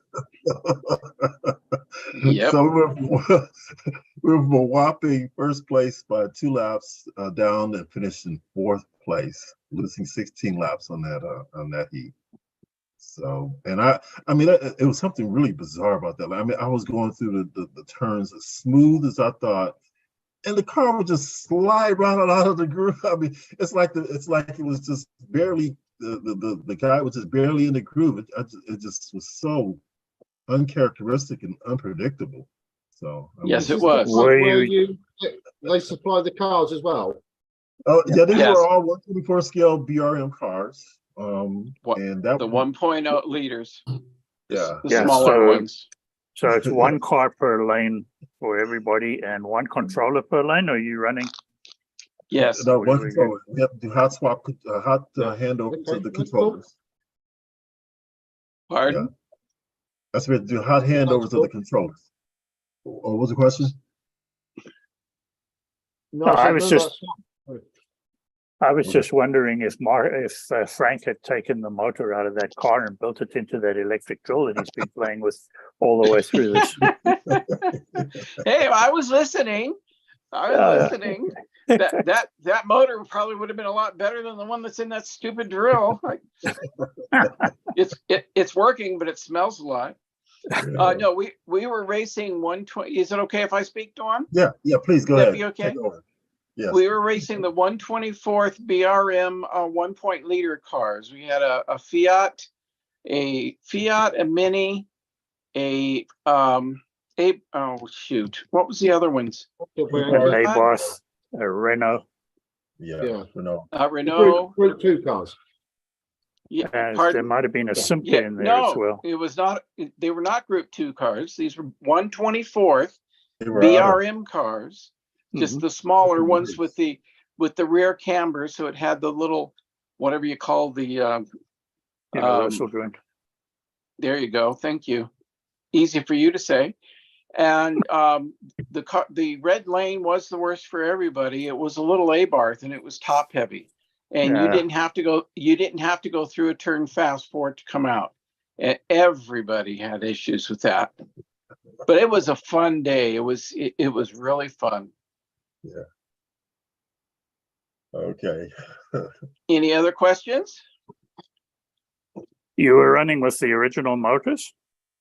Oh yeah, everything was stock. Okay, because Box those stock. are like only 18.5s or something. So the cars are actually pretty slow. Box stock 18.5s. Oh, I think you're right, because the other ones have the 21K in them, right? The 132nd scale Revo slot Group 2s have the 21K. Yeah, you're right. They're the box stock. These are I think there might even be 15s in there. Yeah. So they're not a really fast car, but boy, are they fun. Yeah, they are. This is a Mini that there was a white one in there. And I'm sorry, but I forget the name, the other cars that were in it, but there were 6 different cars. There would have been a Simca, maybe. There would have. Yes. There was. Escort.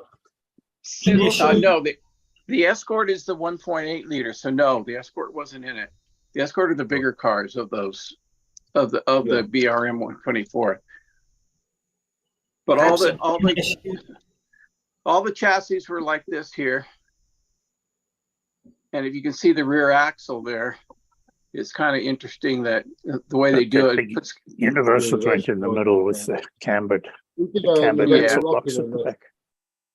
A few weeks ago, we ran them.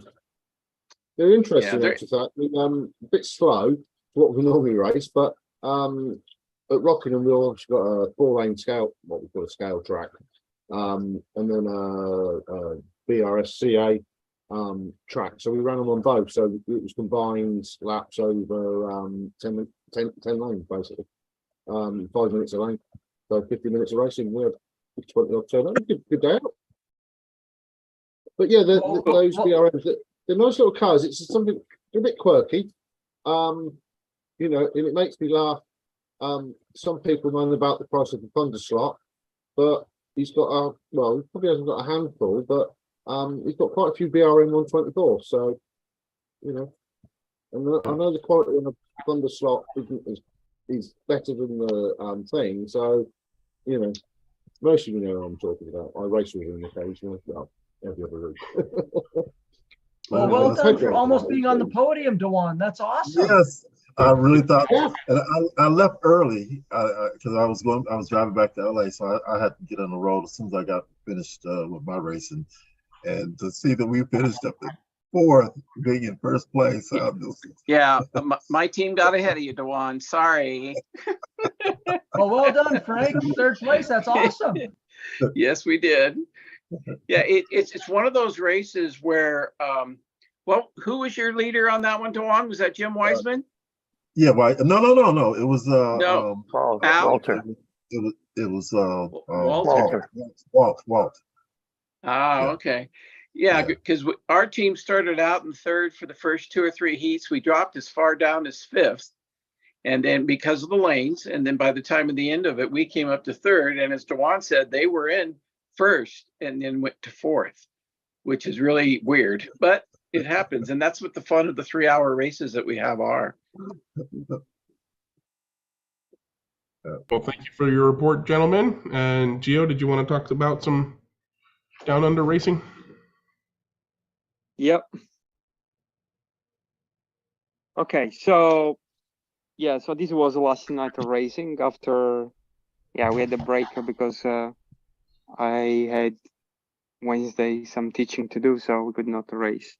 So we had only 4 people turning out. I mean, Jan was supposed to come, but then there was some car accident that he had. So basically, I mean, he was stuck in traffic actually. so I could not kind of make in time. So I adjusted the 4 of us. You have So- traffic in New Zealand? Well, yeah, we have a lot of bad drivers. Let's put it this way. They drive like shit.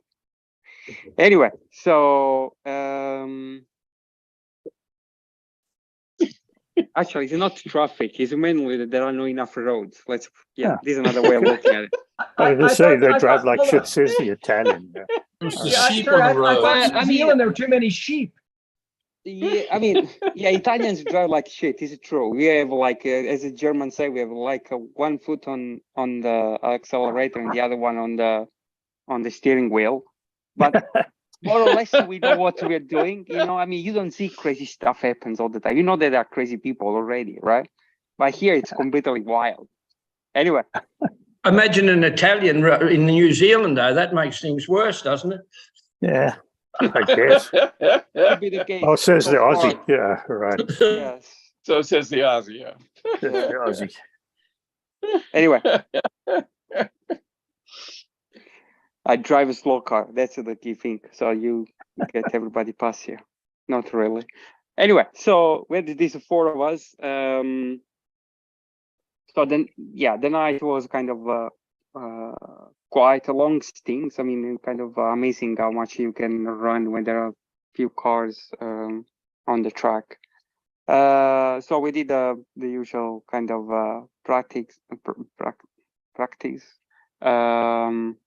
I think there was a bit of kind of fluke lap from Terry's car, but yeah. So this is what was, and so we line up the cars then for the qualify again, like 1 minute qualifying.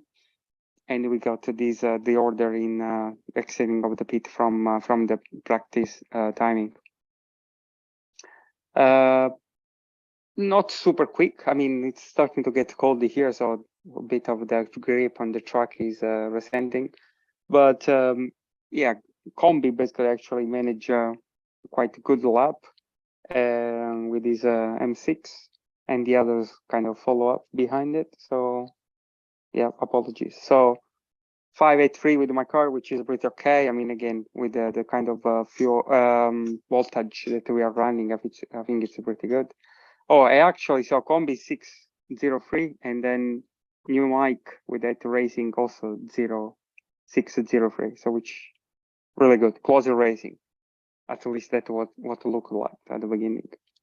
So we line up then the cars for race 1 according to the qualify session. We don't. So I mean, one thing that, for instance, I have like 8 positions for controllers to cover the controls around the track. So we don't change those positions basically. So it's not about who you qualifies where you're gonna sit. So more or less, people have fixed the positions. So this is something, you know, you get used to run the track from the same side or the same position, because once you start moving, it's completely different track. And so after race 1, so I had these are the results. So my race was not that clean. I had a bunch of offs, and these were mainly, I can show you. So they were kind of happening nearby these lane changes. So there is like an R2 90 degrees, and so my Mercedes, this one over here, basically it's kind of light in the front. So when I come around that corner, I punch too hard, then the car kind of lifts up the front, and the guy, you know, is out of the slot and basically starts skimming through the main straight. And usually I have a Terry then bumping on my car all the time. I don't know why, but those are 3 times I come off. So Terry was always behind, giving an extra push.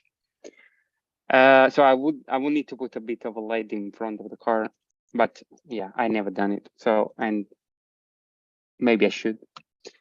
And the other offs basically are kind of a bit of a random here and there. So not the cleanest over the race. And actually, I'm realizing that Combi was on the same lap as me, so very close.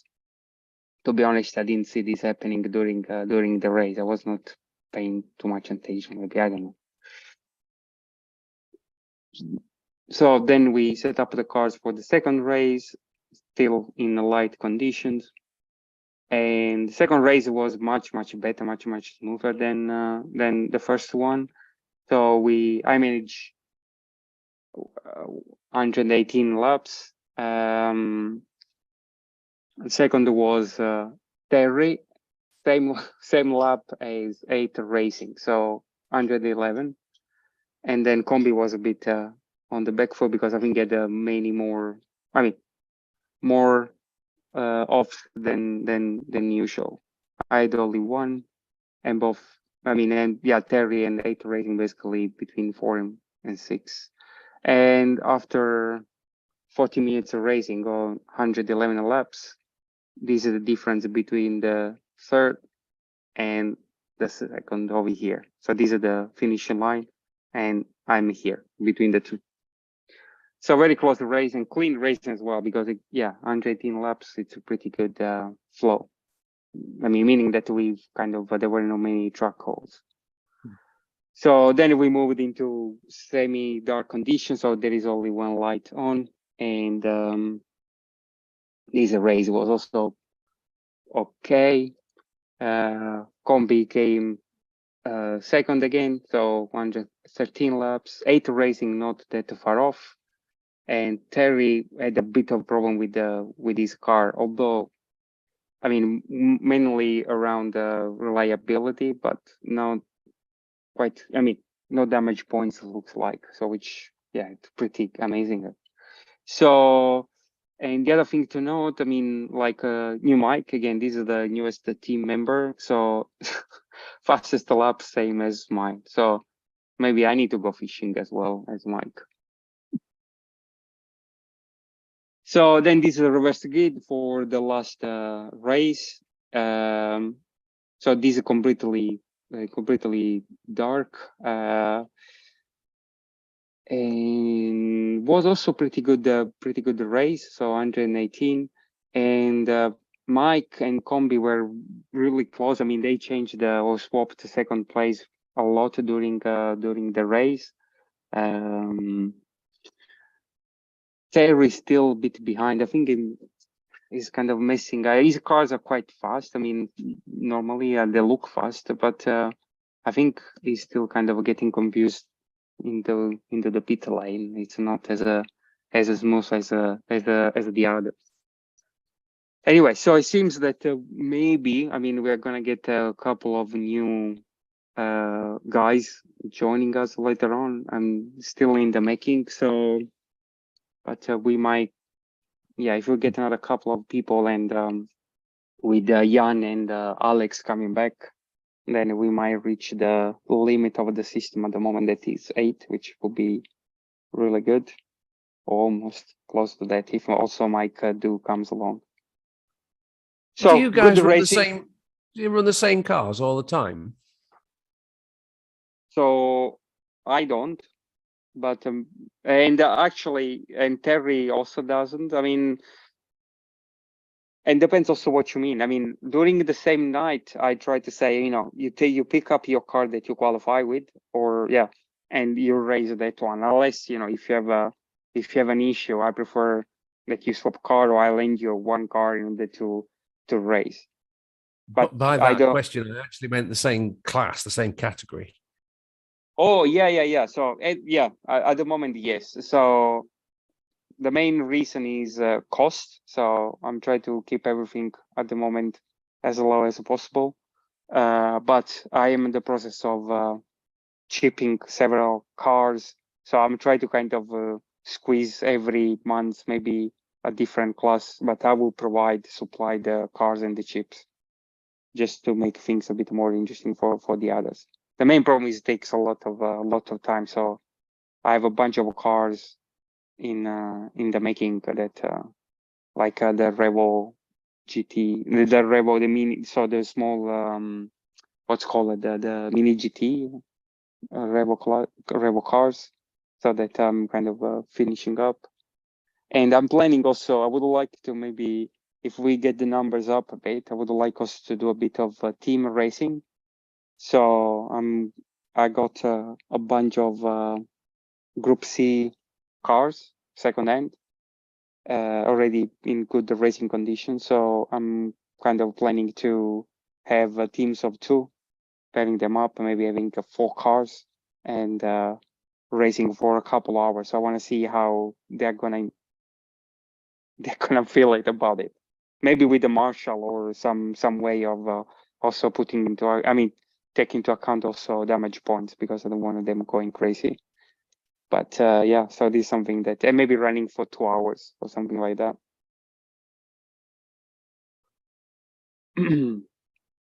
Cool.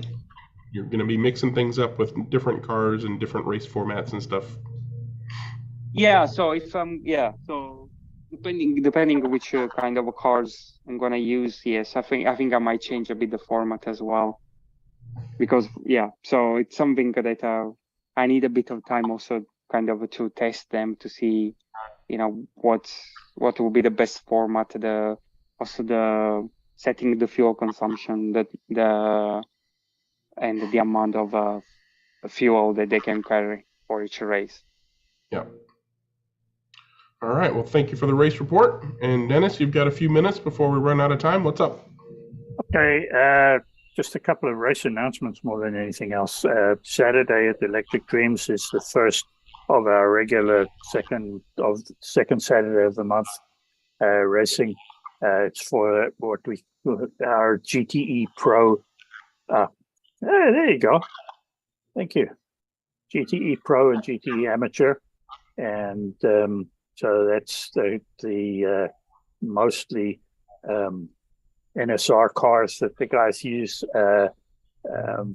The NSR McLaren 720 is one of the favored ones.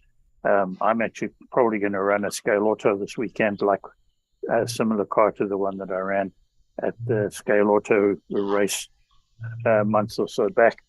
Other than that, not a lot. Did I talk about the NSR 24-hour enduro last week? I don't remember. NSR are running what they call a world endurance race on the the 11th and 12th of May in Naples.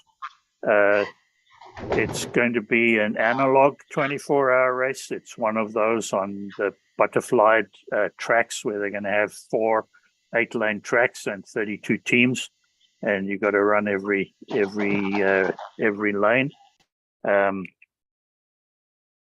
lot of teams from Europe, nobody from the UK, which I thought was kind of strange. There are 2 American teams, one of which is the Electric Dream Team, and we are going to be running there. Eddie Shorer, Rick Jochum, Marco, myself, and then 2 guests, one being Elliot Hernandez, who is the owner of Hobby Classic in Spain, and the other one being Michael Niemas, who's the German master modeler that everybody, or most people, know about, who has actually just won the German 132nd scale championship. So he's actually a really good guy to have on the team. So we're all looking forward to that. There will be some announcements coming from Electric Dreams about that, but yeah, we'll be racing in Italy on I think it's the 12th and 13th of May. The race starts on Friday afternoon, goes through to Saturday afternoon. NSR are paying for hotel accommodation the Thursday night. I think the Wednesday night and Thursday night before the race, and then the Saturday night they're taking us all down from where the race is in Naples to the town where their factory is, which is outside of Naples a bit, because on the Sunday there is a celebration of their 25 years in business of slot cars. So it looks like it's going to be a real fun time. And then from there, I'm going to the UK. So the following weekend, the 21st and 22nd, is the UK Slot Car Festival up in Gaydon at the British Motor Museum. And so, if any of you guys in the UK are going to be at the Slot Car Festival, look out for me. I'm going to be there. Awesome. Well, I'll be there, Dennis, in the room with the polycar track. So I'll be Oh, there okay. both days. I'll look for you, good John. luck with the NSR 24 hour. I've had the privilege of doing it 3 times. Yeah. A couple of times, I think it was twice we raced with the 6 lanes. So there was 6 tracks. So there's 8 lanes per track. It's quite an event. Couple of little tips. Yeah. On the Friday for practice, it's all timed. So you're meant to you drive from one position, and then you'll be allocated a number. So you start at that track number, because they number all their tracks. And then your marshal has to be probably at a different track, which feels quite weird. So that's something I'm sure they'll explain it all to you, but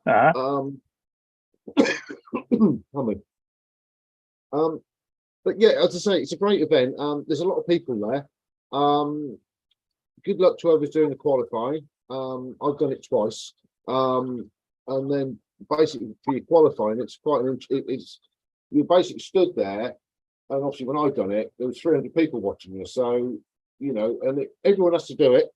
And the lap times vary between about 3 seconds. I think the quick guys, you know, some of the teams don't even get a clean run, so it's quite daunting. So, the chap who's just won this German championship, I think he probably sounds like the right to step up to that plate. But it'd be a quick event. They'll look after you. They're all friendly. You're multilingual, all your team, so you won't have any troubles getting on with them. They're good racers. You'll be a thoroughly good weekend over there. And then you've got the beauty of coming to see me. Yeah. A week later. That's the boat. That's the icing. Yeah, I've already got in touch with Alan Wilkinson, so I'm going to go racing with him in London on I think the Alan's Tuesday. doing the polycar. I'm going to have a quick plug while he's here. So I've been speaking to Mitcho, and I thought about it last year. And then I spoke to him in I don't know where it was. So on the Sunday, we've got the polycar track, which has obviously been used for the Polycar Classic Grand Prix on the Saturday. Yeah.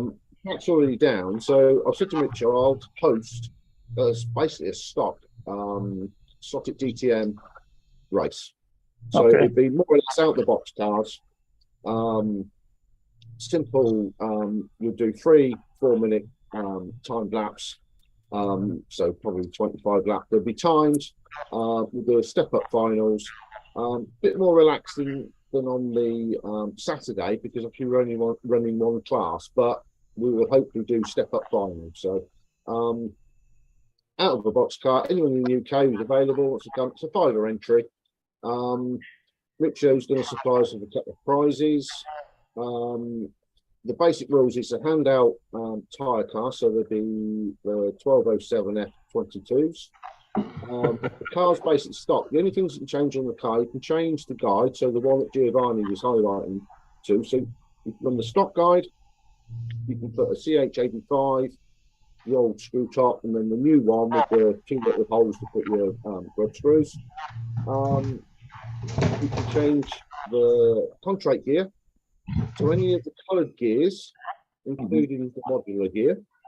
Is there somewhere somebody can, John, is there somewhere somebody can get the specs on this if they're wanting to participate? I've posted it on the forum. On Slot Forum? Yeah, it's on Slot Forum already. Just go to the forum, go to events, scroll. All right, down, is that the best place to find all the information, even about the Saturday Yes. races? Okay. Yes, same with the polycars. Yes. Yeah. Okay. All right. I'll have a look. I haven't been on Slot Forum for an age. Thank you. All right. Let's give Big Den the last couple minutes to get a word in edgewise. Yeah, I was just thinking, oh no, not another late couple of nights, courtesy of Electric Dreams. I watched the live stream of the team's race last week. Now I've got another one coming up this week. I have Electric Dreams hangovers. It's you got a lot to answer for. The other thing I sort of I don't know whether you guys remember, there used to be a cartoon many years ago where mild-mannered Mr. Walker turned into the wacky Mr. Wheeler as soon as he got behind the wheel of a car. It was, I think Goofy was the character in it, you know, and as soon as he got in a car, you know, he went paranoid. And I was reminded of that when I saw the race faces of some of the guys on the last race, the Far Out race. Yeah, the mild-mannered people who get on this forum, and then you put them behind a controller watching a slot car. They're just completely different people. Yeah, I'm not mentioning. Hey, I resemble that remark. Stop it. That's called adrenaline. I'm not going to mention any names for the fear I upset Frank. Okay, guys, we'll catch you next week. All right, and with that, we're gonna hit the stop on the live stream, but we'll keep chatting as we always do. So if you're just watching it on YouTube, you should totally join us on Zoom next time. Just Google search for Worldwide Slot Car Chat on Zoom. But until then, everybody, bye. I'm gonna hit the end button, and we're ending now. Bye. Bye.